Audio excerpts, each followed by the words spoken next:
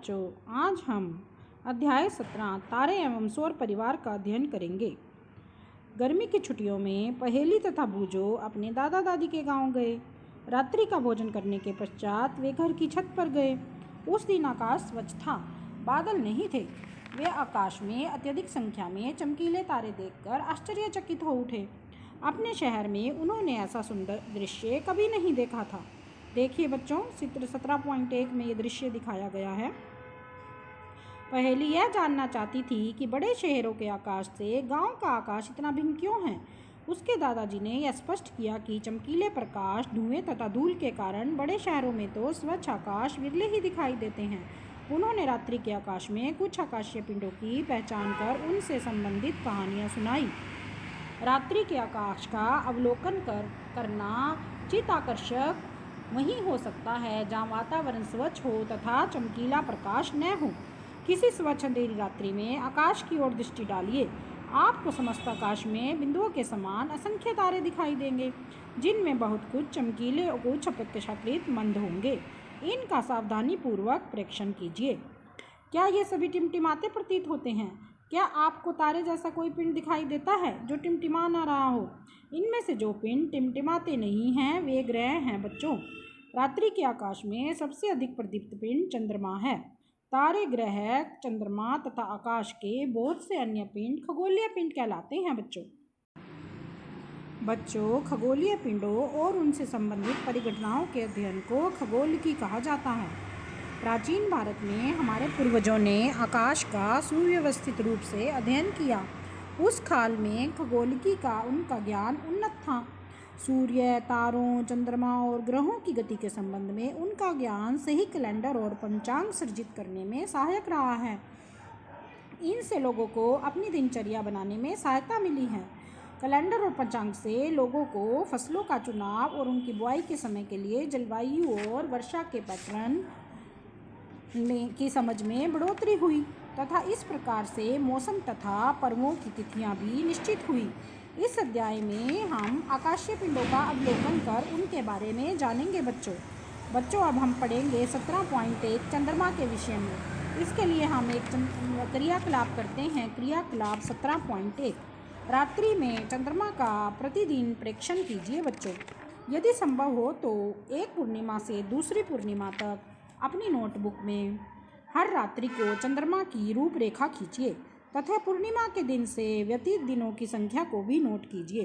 प्रतिदिन यह भी नोट कीजिए कि आकाश के किस भाग में पूर्व अथवा पश्चिम में चंद्रमा दिखाई दिया है। देखिए बच्चों, ये बनाया है चंद्रमा की कलाई। क्या चंद्रमा की आकृति में प्रतिदिन परिवर्तन होता है? क्या ऐसे भी दिन हैं जब चंद्रमा की आकृति पूर्णतः गोल प्रतीत होती है? क्या ऐसे भी दिन हैं जब स्वच्छ आकाश होने पर भी चंद्रमा को नहीं देखा जा सकता? उस दिन को जब चंद्रमा की पूर्ण चक्रिका दिखाई देती है पूर्णिमा कहते हैं बच्चों। इसके पश्चात प्रत्येक रात्रि को चंद्रमा का चमकीला भाग घटता जाता है। 15वें दिन चंद्रमा दिखाई नहीं पड़ता। इस दिन को अमावस कहते हैं बच्चों। अगले दिन चंद्रमा का एक छोटा भाग आकाश में दिखाई देता है। इसे बाल चंद्र कहते हैं बच्चों। इसके पश्चात फिर प्रतिदिन चंद्रमा बड़ा होता जाता है। 15वें दिन एक बार फिर से हम चंद्रमा का पूरा दृश्य देखते हैं। पूरे माह तक दिखाई देने वाली चंद्रमा की प्रदीप्त भाग की विभिन्न आकृतियों को चंद्रमा की कलाएं कहते हैं। चंद्रमा की कलाओं की हमारे सामाजिक जीवन में महत्वपूर्ण भूमिका है। भारत में लगभग सभी पर्वों को चंद्रमा की कलाओं के अनुसार मनाया जाता है। उदाहरण के लिए दिवाली को अमावस्या पर मनाया जाता है। बुद्ध पूर्णिमा तथा गुरु नानक जयंती पूर्णिमा पर मनाई जाती हैं। महाशिवरात्रि को कृष्ण पक्ष की त्रयोदशी को मनाया जाता है। बालचंद्र शुक्ल पक्ष की प्रथमा के दर्शन के अगले दिन ईद उल फितर मनाई जाती है। एक पूर्णिमा से दूसरी पूर्णिमा तक की अवधि 29 दिन से कुछ अधिक होती है बच्चों। बहुत से कैलेंडरों में इस अवधि को एक माह कहते हैं। चंद्रमा अपनी आकृति में प्रतिदिन परावर्तन क्यों करता है? तो बच्चों, आइए हम यह जानने का प्रयास करें कि चंद्रमा की कलाएं क्यों दिखाई देती हैं। अध्याय 16 में आपने यह पढ़ा है कि चंद्रमा सूर्य तथा अन्य तारों की भांति अपना प्रकाश उत्पन्न नहीं करता। हमें चंद्रमा इसलिए दिखाई देता है क्योंकि वह अपने पर पड़ने वाले सूर्य के प्रकाश को हमारी ओर परावर्तित कर देता है। जैसा कि चित्र 17.3 में आप देख रहे हैं, हम चंद्रमा के उसी भाग को देख सकते हैं जिस भाग से सूर्य का परावर्तित प्रकाश हम तक पहुंचता है बच्चों। क्रियाकलाप 17.2 करेंगे। एक बड़ी गेंद अथवा घड़ा लीजिए।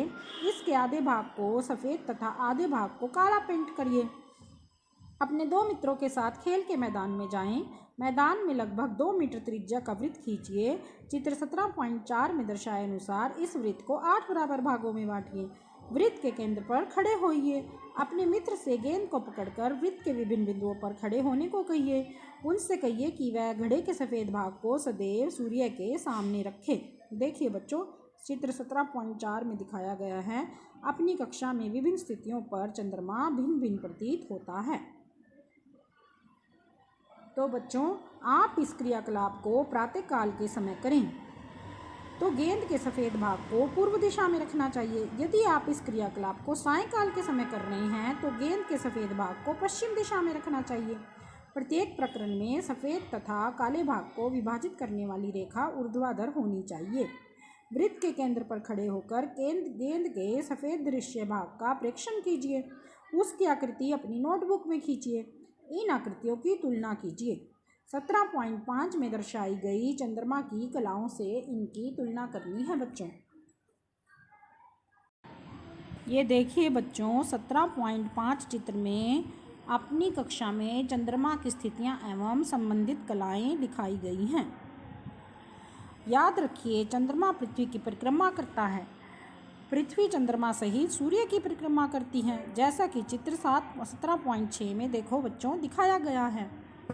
क्या आप पूर्णिमा तथा अमावस के दिन सूर्य, चंद्रमा तथा पृथ्वी की सापेक्ष स्थितियों का अनुमान लगा सकते हैं? इसकी स्थितियों को अपनी नोटबुक में आरेखित कीजिए। पूर्ण चंद्रमा देखने के लिए आप आकाश के किस भाग में देखेंगे? बाल चंद्र के पश्चात पृथ्वी से देखने पर प्रतिदिन चंद्रमा के प्रदीप्त भाग में वृद्धि होती जाती है। पूर्णिमा के पश्चात पृथ्वी से देखने पर चंद्रमा का सूर्य द्वारा प्रदीप्त भाग प्रतिदिन आकार में घटता जाता है। पहेली कहती है, मैंने सुना है कि हम पृथ्वी से चंद्रमा के पीछे की ओर के भाग को कभी नहीं देख सकते। क्या यह सही है? क्रियाकलाप 17.3 करेंगे बच्चों। इसके लिए धरती पर लगभग 1 मीटर व्यास का एक वृत्त खींचिए। अपने किसी मित्र से इस वृत्त के केंद्र पर खड़े रहने के लिए कहिए। आप अपने मित्र की परिक्रमा इस प्रकार कीजिए कि आपका मुख सदैव उसकी ओर ही रहे। क्या आपका मित्र आपकी पीठ देख सकता है? एक परिक्रमा करने में आपके कितने घूर्णन पूरे हुए? चंद्रमा पृथ्वी की परिक्रमा इसी ढंग से करता है बच्चों।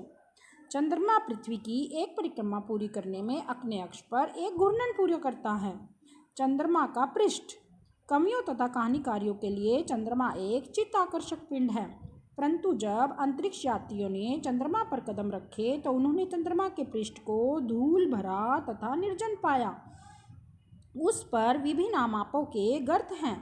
इस पर बहुत से खड़ी ढाल वाले ऊंचे पर्वत भी हैं। देखिए बच्चों, चित्र 17.7 में दिखाया गया है।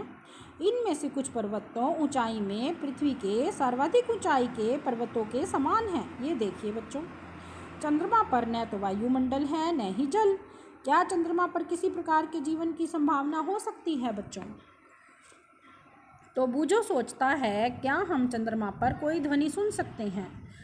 तो पहेली कहती है, अध्याय 13 में हमने यह सीखा था कि जब कोई माध्यम नहीं होता तो ध्वनि गमन नहीं कर सकती। तब फिर हम चंद्रमा पर किसी ध्वनि को कैसे सुन सकते हैं? तो बच्चों, क्या आप बता सकते हैं? 21 जुलाई 1969 को अमेरिका के अंतरिक्ष यात्री नील आर्मस्ट्रॉन्ग ने सबसे पहले चंद्रमा पर अपने कदम रखे। उसके बाद एडविन एड्लिन चंद्रमा पर उतरे थे बच्चों। ये देखिए, चित्र 17.8 में चंद्रमा पर 17.8 में चंद्रमा पर अंतरिक्ष यात्री दिखाए गए हैं। 17.2 तारे। रात्रि के आकाश में आप अन्य कौन सी वस्तुएं देखते हैं? आकाश में असंख्य तारे हैं बच्चों। बड़े शहर में दूर किसी अंधियारी रात्रि को आकाश का सावधानीपूर्वक प्रेक्षण कीजिए। क्या सभी तारे समान रूप से चमकीले हैं? बच्चों, क्या सभी तारों का रंग एक जैसा है? वास्तव में तारे अपना प्रकाश उत्सर्जित करते हैं।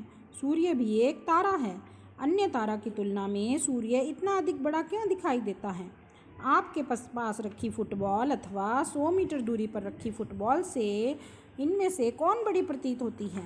तारे सूर्य की तुलना में लाखों गुना अधिक दूर हैं, इसलिए तारे हमें बिंदु जैसे प्रतीत होते हैं बच्चों। सूर्य पृथ्वी से कितने 15 करोड़ किलोमीटर दूर है बच्चों। सूर्य के पश्चात दूसरा निकटतम तारा प्रॉक्सिमा सेंटरी है। इसकी दूरी भी पृथ्वी से लगभग कितने किलोमीटर है बच्चों? क्या आप इस दूरी को आसानी से पढ़ सकते हैं? कुछ तारे तो इससे भी कहीं अधिक दूर हैं। इतनी अधिक दूरियों को लंबाई के अन्य मात्रक प्रकाश वर्ष में व्यक्त करते हैं बच्चों।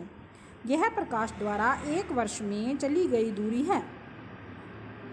याद कीजिए, प्रकाश की चाल कितने किलोमीटर प्रति सेकंड है? इस प्रकार सूर्य की पृथ्वी से लगभग 8 प्रकाश मिनट है यह दूरी। अल्फा सेंटरी लगभग 4.3 प्रकाश वर्ष दूर है बच्चों। यदि तारों का प्रकाश हमारे पास तक पहुंचने में वर्षों का समय लेता है तो तारे को देखते समय क्या हम अपने अतीत को देख रहे होते हैं? मैं यह जानना चाहता हूँ, बूझो कहता है, मैं यह जानना चाहता हूँ कि हम दिन के समय तारों को क्यों नहीं देख पाते? वे हमें रात में ही क्यों दिखाई देते हैं? तो बच्चों, वास्तव में दिन के समय भी आकाश में तारे होते हैं, तथापि उस समय सूर्य के तीव्र प्रकाश के कारण वे हमें दिखाई नहीं देते। कुछ प्रमुख तारों अथवा तारों के समूह का आकाश में लगभग 2 घंटे अथवा अधिक समय तक प्रेक्षण कीजिए। आपको क्या पता चलता है? क्या आप आकाश में तारों की स्थितियों में कोई परिवर्तन होता हुआ पाते हैं? क्या आप यह पाएंगे कि तारे पूर्व से पश्चिम की ओर गति करते प्रतीत होते हैं?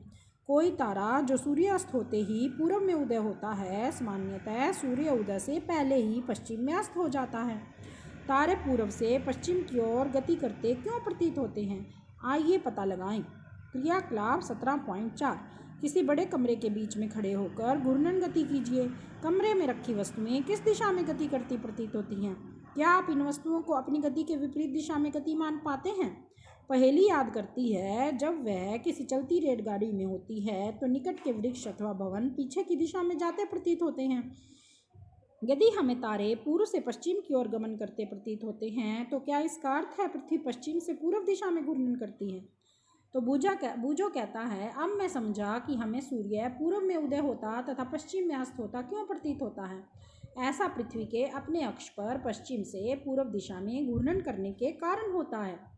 तो बच्चों, फिर पहेली कहती है कि मेरे दादाजी ने मुझे बताया था कि आकाश में एक ऐसा तारा है जो एक ही स्थान पर स्थिर दिखाई देता है।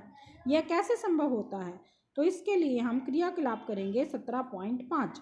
एक छाता लीजिए और इसे खोलिए। कागज को काटकर लगभग 10-15 तारे बनाइए। छाते को केंद्रीय छड़ की स्थिति पर एक तारा चिपकाइए। छाते के प्रत्येक स्पोक के सिरे के निकट कपड़े पर अन्य तारों को भी चिपकाइए। ये देखिए बच्चों, चित्र 17.9 में दिखाया गया है कि ध्रुव तारा जो है वो गति करता हुआ क्यों प्रतीत नहीं होता। अब छाते की केंद्रीय छड़ को अपने हाथ में पकड़कर घुमाइए तथा छाते पर चिपकाइए। सभी तारों का प्रेक्षण कीजिए। क्या ऐसा कोई तारा है जो गति करता प्रतीत नहीं होता? यह तारा कहाँ स्थित है? यदि कोई तारा वहाँ स्थित होता तो क्या आकाश में पृथ्वी का अक्ष मिलता? तो क्या यह तारा भी स्थिर होता?